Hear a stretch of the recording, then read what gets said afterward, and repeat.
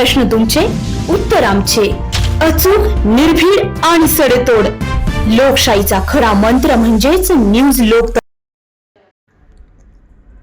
सध्या येवले शहरात सुरू असलेली भूमिगत गटार योजना आणि जबरेश्वर खुंट ते इंद्रनील कॉर्नरपर्यंत झालेल्या काँक्रिटीकरण कामात झालेल्या भ्रष्टाचाराची चौकशी व्हावी या मागणीसाठी येवला शहरातील सामाजिक कार्यकर्ते योगेश पोळ आणि विवेक चव्हाण यांनी पालिका कार्यालयासमोर सुरू केलेल्या उपोषणाचा आज 7वा दिवस उलटूनही उपोषणकर्ते आपल्या मागणीवर ठाम आहेत.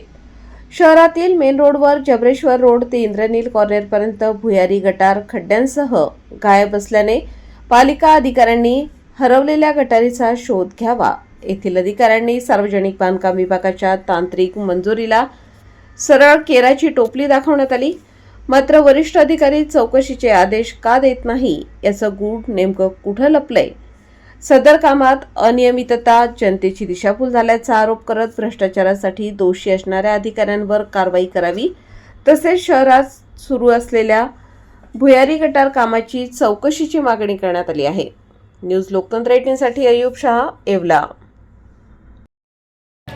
आज रोजी दिनांक 10/3/2026 RTI सामाजिक कार्यकर्ते योगेश पोपटपोळ व विवेक चव्हाण हे येवला नगर परिषद येवला येथे आमरण उपोषणास बसले असून त्यांनी सादर केलेल्या भ्रष्टाचारविषयी कागदपत्रांनी येवला नगरपालिका याला प्राप्त जो सार्वजनिक बांधकाम विभाग त्यांचा तांत्रिक मंजुरीचा आदेश आहे, त्या आदेशमध्ये नमूद तसंच इस्टिमेटमध्ये नमूद भूमिगत गटारीचे बांधकाम करणे व ठिकठिकाणी